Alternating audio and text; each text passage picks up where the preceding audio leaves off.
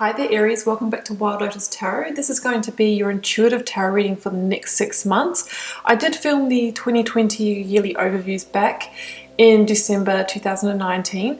Energies shift and change. We've had a pretty crazy and intense year as well, so I wanted to bring an update to just check in on what the big themes and energies are for each month from July to the end of the year. So I've got a Rider-Waite card, one for each month of the year, July through to December, and clarifiers from the Starchild Tarot deck. So let's take a look and see what's in store. Aries, in your July, you have the King of Pentacles and the Six of Cups. So it's possible in July, Aries, that somebody from your past may come back into your life. And I strongly feel this is somebody that you've worked with, because the King of Pentacles can be, you know, that kind of workplace energy, someone that you've, built abundance with. Now, yeah, it could be from, a long time ago or not so long ago, but I'm really feeling that that is the case. It could also be a partner. King of Pentacles can be a husband energy, somebody who has been a mentor, a lecturer, a boss, a colleague, somebody like that. So they may come back into your life, and I feel there's a possibility that you're going to do some work with this person, maybe collaborate with them in some way. Maybe you return to a job with somebody that you've worked with in the past. Maybe there's an opportunity that comes up. That's what I'm feeling there, because I am tapping into what's happening in the next month in August, where you have double kings again. King of Crystals, which is the King of Pentacles again, and the King of Wands. So you've got 3 kings. So I feel like you're going to be in a really powerful position across July and August, really stepping into your power. Now, what's interesting about this combination is that I'm seeing that King of Pentacles again here, and we've got the King of Wands.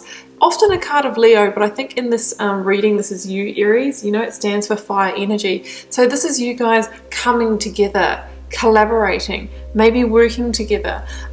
There's definitely a chance that it could be a romantic connection as well between you guys, someone from your past, potentially someone you've worked with. But I really feel that this combination, you kind of really lift each other up. You really, make each other feel in your full fire power. Or your earth power for the other person. So a high possibility the other person is an earth sign, Virgo, Capricorn, or Taurus. So there's going to be some kind of connection here. I mean, both of these kings are kind of great business people, entrepreneurs, opportunists. So I feel like there's a great potential for you guys to do a project together, to work together, to collaborate together, be it in romance or be it in business, Aries. Okay, Aries, let's go to your September, where you have the Nine of Pentacles and Awakening, which is the energy of judgment. So this is really interesting. I mean, the Nine of Pentacles shows somebody who is shining in their own light, who is very independent. They're very self-sufficient, very resourceful. This could be you stepping into entrepreneurship out of that connection. Maybe that person was a mentor, that earth sign for you. We see you really reaping rewards, reaping abundance, really starting to demand a sense of quality in your life. And that judgment energy, it's really about now liberating yourself or rising up from energies that have kept you small, kept you confined, kept you constricted.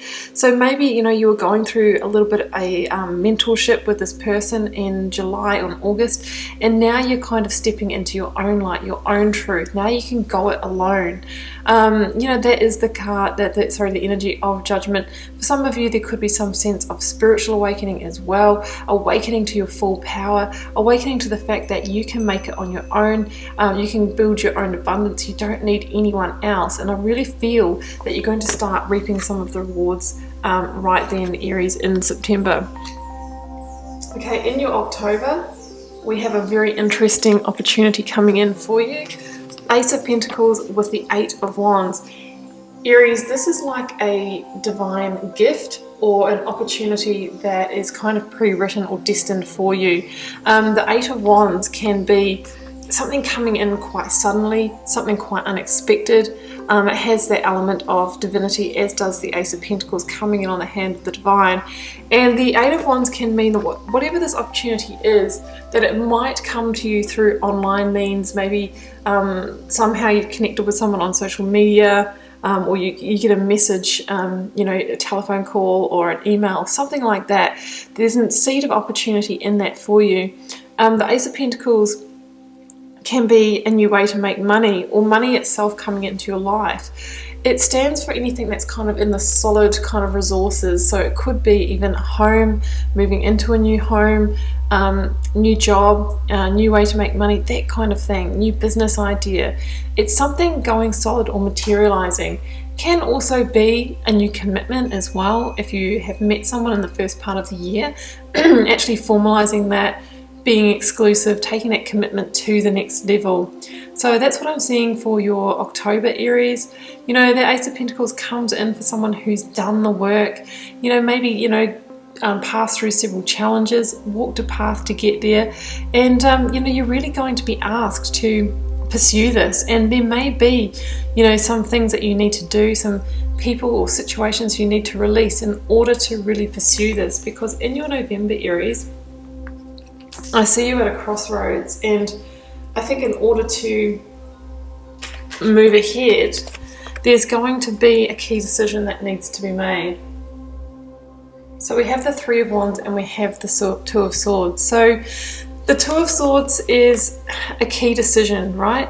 A decision in order to move forward on a new path, something to do with that opportunity from October, I believe. Now, there's a decision that needs to be made, and the key is with the Two of Swords is to not allow our emotions to cloud our decision making. We really want to make those decisions from a logical standpoint, so tuning into, you know, what actually, you know, the facts, what actually is, do we know about the situation, mixed with our intuition. And that's why there's little indicators of the moon energy in this card. Now, I think one thing's for sure with the Three of Wands, you have decided what you don't want in your life, and you've turned your back on a past chapter or past situation, and you're sort of at that crossroads, that fork in the road, in the present, and you're looking towards the future, and you're kind of making the decision, well, do I go for it? Do I leap? Do I jump? And we can see here those ships on the horizon. They are like the foreshadowing of the successes, the achievements that can come, you know, if we really you know, commit and focus our energies on that opportunity and take the inspired action needed to expand it. This is a 3. This is about creation. You're in the stage of manifesting, creating, setting up, laying the foundation for that Ace of Pentacles to grow. So I feel that, you know, you're going to be at the crossroads. You're going to make a key decision on how to move forward, and I feel like you will move forward in that new direction, because it's very clear from the Three of Wands that you have decided that you no longer want to engage with a past situation, and it's all forward thinking from there. So remember to use your intuition together with logic and what you actually know about the situation. Okay, Aries, in your December, we have 10 of Swords, the Knight of Wands, and the 7 of Swords. So look, it's a bit of a gnarly combo. I mean, I'm an Aries too, so when I saw this, I was sort of like, okay, I don't really want to close out my year that way. But we have to remember that every ending is the opportunity for a new beginning. You know, this is kind of like something like a death to the part of the self, purging something from your life that's definitely not working. And we can see that sky there, which is the divine, the new beginning, ready to eclipse that darkness. So it's saying at the end of the year, let's remove from your life the things that aren't working for you, so that we can start the year fresh and we can really start getting back on track and back on life purpose. Now, with the 7 of Swords here, guys, there is the potential that there has been some kind of deception or betrayal. The 10 of Swords also talks about that. So you might be dealing with somebody who hasn't had your best interests at heart, or has tried to maybe undermine you, manipulate you, or take from you in some way. You know, that just is the energy of these cards, guys, just reading them as I see them. We have it here with the Knight of Wands, so it could be a fellow fire sign, most likely a Sagittarius. But the Knight of Wands also says to me that once you clear this, once you release this, whatever it is, Aries, you are going to charge forth into your next chapter. You know, this is about, you know, now moving towards the things that you have tried to manifest in October and November. But I feel like there was something in the way, something holding you back.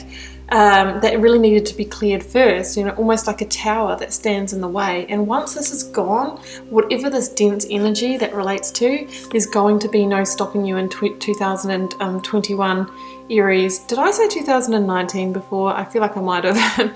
2021 is when you're really going to charge forward and make things happen. So we're closing out the year by you know, a final curtain call on what doesn't align, getting rid of it, flushing it out of your life.